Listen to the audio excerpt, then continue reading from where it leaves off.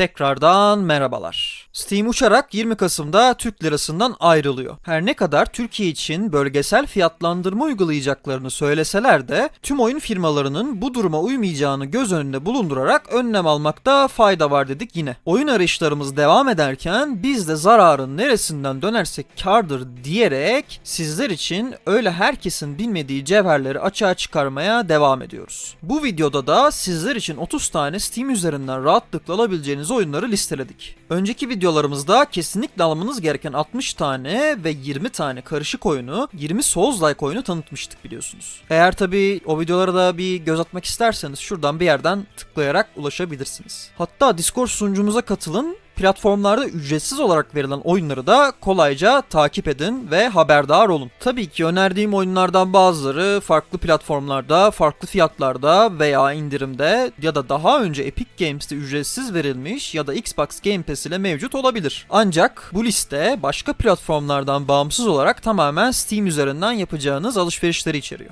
Bir de bundan sonrası için eğer herhangi bir fikriniz varsa yorumlarda belirtirseniz çok seviniriz. Neyse ben artık lafı daha fazla da uzatmadan videoya geçelim.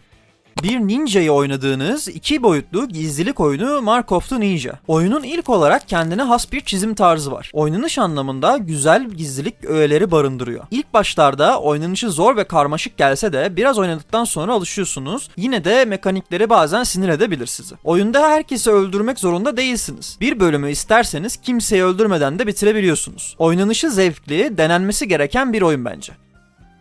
Hand of Fate, Kaderin Eli, RPG ile şans oyununu birleştiren çok ilginç bir yapım. Envanterinizi, altın ve yiyeceklerinizi, ilerlemenizi ve düşmanlarınızı, her şeyinizi şans belirliyor desek yanlış olmaz. Tabi birçok kez bu kumarı oynamaya kendiniz karar veriyorsunuz. Kartların oynanması sonucu şansınız yaver giderse iyi ekipman ve güçlü skill'ler kazanıyorsunuz. Şanssızsanız da düşmanlara karşı dımdızlak savaşabiliyorsunuz tabi. Bazen çok iyi ve güzel ilerlerken bazen hiç ummadığınız yerde kendinizi ölmüş bulabiliyorsunuz. Şans faktörü oyuna tam anlamıyla hakim kısaca. Sunset Overdrive. Konserlerde, partilerde herkes eğlenirken oradaki çöpleri toplayan bir organizasyon görevlisiyiz. Bir gün yine bir konserde yeni satışa sunulan bir enerji içeceğinin aslında bir virüs olduğunu fark ediyoruz. Bir anda bütün şehir virüse yakalanıyor ve herkes OD denen zombimsi canavarlara dönüşüyor. Hikayenin girişi bu şekilde ama oyun bunu hiç dramatize etmiyor. Yani sürekli bir espriler, şakalar, çok geyik bir oyun yani.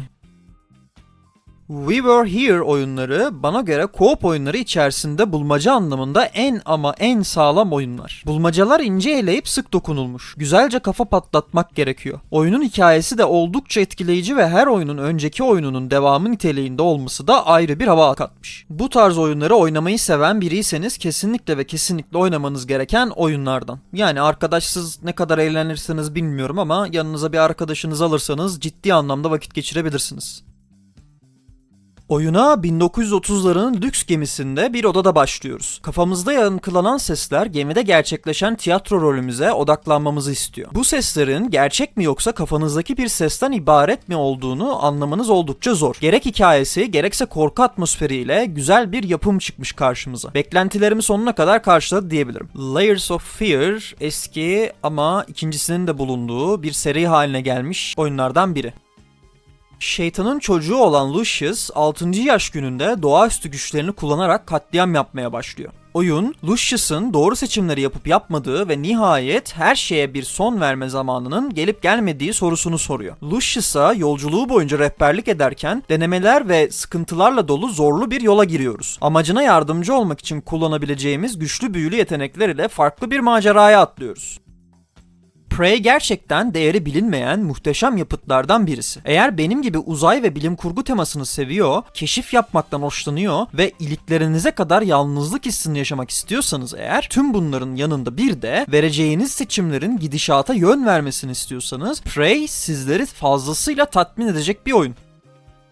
Tower of Time. Birçok izometrik RPG klasiğinden mekanikleri alıp başarılı bir şekilde harmanlayan bir yapım. Her karakterin kendisine has yetenek ağacı var. Birçok yetenek gayet tatmin edici. Birçok taktik ve dizilim yapmanıza olanak tanıyor. Oyunun tasarımı da 10 numara olmuş. İlerledikçe çevrede kimi nesneler dikkatinizi çekiyor. Ya da bazen çok uzaklarda bir yer görüyorsunuz. Bir süre sonra savaşarak ilerleye oraya da varabiliyorsunuz. Hikayesi de kendi içinde bir tutarlılığa sahip ve merak uyandırıcı.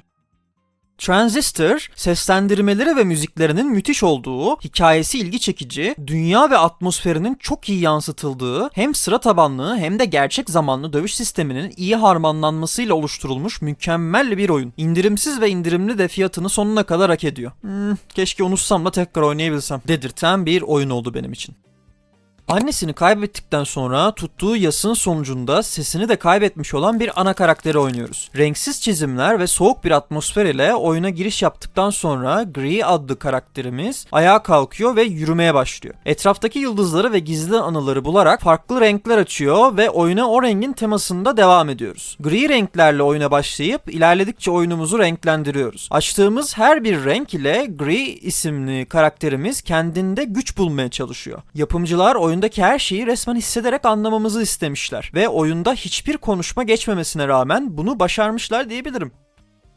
Lost in Random, Kingdom of Random adı verilen kurgusal bir evrende geçen tatlı grafiklere sahip bir oyun. Krallıkta insanların kaderi 12 yaşına geldiklerinde kraliçe tarafından atılan siyah zara göre şekilleniyor. Ana karakterimiz Evan ve kız kardeşi Ad 12 yaşına geldiğinde zardan 6 çıkartıyor ve Sixtopia denilen en iyi diyara gitmeye hak kazanıyorlar. Ancak Evan, Ad'ın Sixtopia diyarında kötü yaşadığına ilişkin rüyalar görmeye başlıyor ve kız kardeşi Ad'ı kurtarmak için krallığın birbirinden farklı 6 diyarına yanında kendisine eşlik eden bir zar ile birlikte yolculuk yapmaya karar veriyor. Her diyarda bizi görevler bekliyor ve bu görevleri yaparak diğer diyarlara geçişi sağlayacak kapıları açabiliyoruz. Fiyatı yine tuzlu olan oyunlardan ama gayet keyiflidir. Uzun zamandan beri oynadığım en iyi platform bulmaca oyunu Teslagrad. Yer çekimine, elektriğe ve mıknatıslara dayalı bulmacaları zekice hazırlanmış. Bazı yerlerde saç baş yoldursa da çoğunlukla ne yapmanız gerektiğini kolayca anlayabiliyorsunuz. Sunumu çok başarılı. Boss savaşları tam olması gerektiği gibi uğraştırıcı ama eğlenceli. Hikayesi ve grafikleri de cabası. Türü sevenlere şiddetle tavsiyemdir. Karınca boyutunda olan 4 çocuğun çeşitli maceralara atılıp keşif yaptığı bir hayatta kalma oyunu Grounded. Hikaye tabanlı görevler ve 4 kişi kadar co-op desteğiyle üs inşa mekanikleriyle mükemmel bir oyun olduğunu söyleyebilirim. Grafikleri, atmosferi, açık dünyası ve büyüleyici yapısıyla fiyatını kesinlikle hak eden bir yapım. Ayrıca oldukça bilindik olmasına rağmen listede bulunmasını istediğim oyunlardan bir tanesi. Yotun, Dark Souls tadında size boss savaşları sunan, harika el çizimi grafiklere sahip İskandinav mitolojisinde geçen bir aksiyon oyunu. Karakterimiz Thor'a denizde boğularak utanç içinde ölüyor. Ancak Viking mitolojisinde sadece savaşırken ölenlerin ulaşabildiği ve Odin tarafından yönetilen görkemli Valhalla'ya girmek istiyor. Bunun için de Araf'ta kalmış ve Ginnungagap'ten Valhalla'ya yükselebilmek için Jotun adı verilen 5 devi yenerek tanrıları etkilemesi gerekiyor. Jotun gerçekten de son dönemin en önemli bağımsız oyunlarından. Özellikle Viking mitolojisine biraz ilginiz varsa eğer kesinlikle denemenizi tavsiye ediyorum. Anne's Quest, karanlık bir masal dünyasında geçen çekici bir point and click macera oyunu. Oyunun baş kahramanı Anna, telekinezi gücü ve diğer yeteneklerini kullanarak kendisini ve sevdiklerini korumak için mücadele ediyor. Oyun bize çeşitli zorluklar sunuyor ve hikaye ilerledikçe daha da zorlaşıyor. Anna'nın yardımıyla zindanlardan kaçmaya, canavarları alt etmeye ve hikayeyi ilerletmek için bulmacaları çözmeye çalışıyoruz. Jurassic World Evolution'da kendi dinozor parkınızı oluşturuyorsunuz. Dinozorların ihtiyaçlarıyla uğraşıp insanlara izlettirerek para kazanıp parkınızı geliştiriyorsunuz. Her dinozorun farklı bir isteği var. Kimi orman isterken kimi kayalık veya su istiyor. Ona göre dizayn etmezseniz eğer konforu düşüyor ve isteyeceğiniz son şey kızgın bir dinozorunuzun olması. Çünkü direkt çitlere tek atıp insanlara saldırmaya başlıyorlar. Yine bilindik oyunlardan bir tanesi olmasına rağmen listede bulunmasını istediğim oyunlardan biri.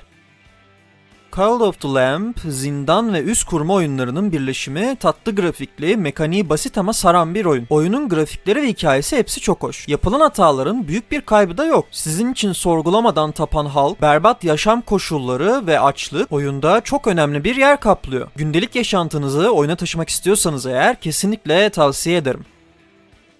Klişe korku oyunlarından bıktıysanız bu oyun tam bir cevher. Insound Mind oyununda Desmond Wales adında bir terapisti oynuyoruz. Puzzle çözüp yolumuzu bulmalı, karakterlerin sıkıntılarını anlamalı ve onları huzura kavuşturmalıyız. Tabii kolay olmayacak çünkü sizinle terapiye katılmış hastalar boss olarak karşınıza çıkıyor. Onları yenip huzura kavuşturmalı, olayları aydınlatmalısınız. Gizlilik ve hırsızlık temasını başarıyla sunan bir oyun Thief. Oyun sizi karmaşık şehir sokaklarına götürüp kendine çekiyor. Atmosferi, hırsızlık heyecanını gerçekten yaşamanıza yardımcı oluyor. Karakterin hikayesi ve düşünce süreçleri sizi oyuna bağlıyor. Oyunda kullanabileceğiniz farklı stratejiler ve hırsızlık araçları oyunun eğlencesini katlıyor. Yani sizi hırsızlığa teşvik etmesin ama kesinlikle denemeniz gereken bir oyun.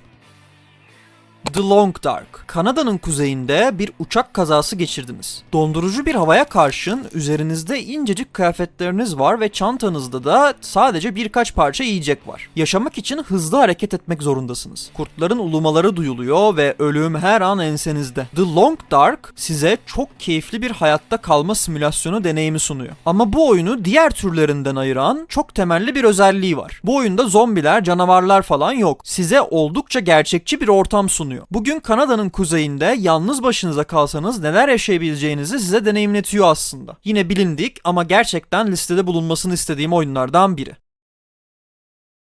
Mutant Year Zero. Oyunun hikayesi insanoğlunun yok olduğu ve geride mutasyona uğramış canlıların kaldığı bir dönemde geçiyor. Biz de bu hikayede ördek görünümlü Dux ve domuz görünümlü Bormin ikilisini kontrol ederek hikayeye başlıyoruz. Oyunda güvenli bölge olarak tanımlanan, Ark'ın çevresine yayılan haritada bir yandan tükenen kaynakların yerini doldurmak için araştırma yapıyor, diğer yandan aldığımız yan görevleri yerine getirmeye çalışıyoruz. Savaşlar başladığı anda sıra tabanlı formatına geçen oyunun haritasında gezinmek ise gerçek zamanlı gerçekleşiyor ve düşmanla temas kurmadığımız sürece özgürce dolaşabiliyoruz. Fiyatı gerçekten yüksek ama yine de ben oynarken gayet eğlendim.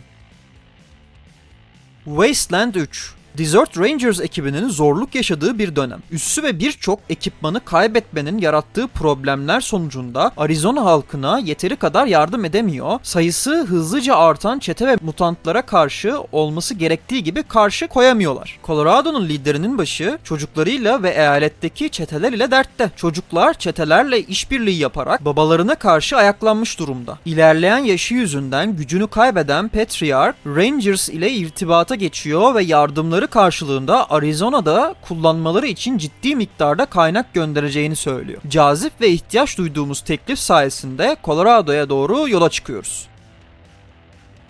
İnsan beynine bir pencere açmak ve onun zihninde bir yolculuk yapmak. İnsanların zihin dünyasında yaşadığı zorluklara çözüm bulup yardımcı olmak veya kendi arzularımız ve isteklerimiz doğrultusunda onları manipüle etmek. Hayal edilmesi, inanılması ve gerçek olması imkansız bir şey değil mi? Ah keşke öyle bir gücüm olsaydı deyip üzülmeyin çünkü Psychonauts 2 size o gücü veriyor. Bazen kolay ve bazen de çok zor olan bulmacaları çözerek umudunu kaybeden küçük korlara umutlarını geri kazandırmaya çalışıp onları kurtardığımız güzel bir oyun The Last Campfire. Arka plan müzikleri ve hoş görüntüleriyle kafa dağıtıp rahatlamalık bir oyun. Kesinlikle denemelisiniz. The Flame in the Flood'da iyi bir hayatta kalma temasıyla karşı karşıyayız. Biraz Don't Starve, biraz Long Dark. Bir yol hikayesi yaşatıyor oyun bize. Küçük bir botla adalardan adalara sürüklenirken hayatta kalmamız için ihtiyacımız olan birçok malzeme bulabiliyoruz. Bu sırada da sadık köpeğimiz bize eşlik ediyor. Aşırı tatlı survival oyunlarından bir tanesi diyebilirim. Kena Bridge of Spirits büyüleyici bir hikaye, muhteşem grafikler ve eşsiz bir oyun mekaniğiyle dikkat çeken bir aksiyon macera oyunu. Genç bir ruhsal rehber olan Kena'yı kontrol ediyoruz ve unutulmuş ruhları kurtarmak, çözülmeyi bekleyen gizemleri öğrenmek için muhteşem bir orman dünyasını keşfediyoruz. Fiyatı biraz tuzlu ama tavsiyemdir. Oxygen Not Included. Tam anlamıyla bir kaynak yönetimi ve problem çözme oyunu aslında. Diğer hayatta kalma oyunlarında olan envanter yönetimine farklı bir açıdan yaklaşılmış. Aslında oyundaki açık dünyada sınırsız kaynak var gibi görünse de haritayı çok açamıyorsunuz çünkü önünüzde engeller oluyor. Oyun tam da 2 saat denenip karar verilebilecek nitelikte. Bence indirim varken kaçırılmaması gereken, fiyatını da hak eden keyifli bir oyun. Evet yine bilindik bir oyun ama yani ne yapayım, çok güzel oyun. Ben de listeye koymak istedim. İlk Swords and Souls bir flash oyundu ve bayağı basit ama bir o kadar da keyifliydi. Bu oyun onun modern versiyonu diyebiliriz aslında. Basitçe oyunun iki kısmı var. Birincisi antrenman alanında karakteri kasmak ve şehirden gereken ekipmanı, ıvır zıvırı satın almak. İkincisi ise haritada savaşlara girmek. Karakter kasma işleminde 5 ana özelliğimizin her birine has mini game'ler var ve onları ne kadar hatasız ve combo ile yaparsanız o kadar hızlı güçleniyorsunuz. Karakter geliştirmek için oyunun istediği tek şey ise vaktiniz. Başladığınızda yüzünüzde bir gülümsemeyle bir aşk hikayesi oynayacağınızı sanıp birkaç dakika içinde bunun böyle olmadığını anlayıp nasıl hissedeceğinize karar veremediğiniz bir oyun haline dönüşüyor Last Day of June. Sevdiği kadınla pikniğe çıkan ve dönüşte geçirdiği trafik kazası sonucu eşini kaybeden bir adamın hikayesini oynuyoruz. Bu adamın adını bilmiyoruz fakat bildiğimiz tek şey var, o da sevdiği kadın için göze alamayacağı hiçbir şey olmaması. Bunlardan biri de geçmişi değiştirmek. Sevdiğiniz insan için neleri göze alırsınız? Bu sorunun cevabını oyuna işlenmiş şekilde bulabileceğinize eminim. Daha alınması gereken ve keşfedilmeyi bekleyen bir sürü oyunumuz var. Ancak öncelikle tavsiye ettiklerim bunlar. Sizin de paylaşmak istediğiniz oyunlar varsa eğer yorumlarda belirtin ki hepimiz yararlanalım bunlardan. 20 Kasım öncesi muhtemelen hepimizin son alışverişleri olacak. Bu yüzden bu videodaki tüm oyunları hiç düşünmeden alabilirsiniz. Hepsi kendi deneyimlediğim ve severek de oynadığım oyunlar. Videolarımızda bu şekilde fazla bilinmeyen, değerlenmesi gereken oyunları önermeye devam edeceğiz. Eğer videoyu beğendiyseniz like atıp abone olmayı ve yorum yapmayı unutmayın. Bir sonraki videoda görüşmek üzere efendim. Kendinize çok iyi bakın. Bay bay.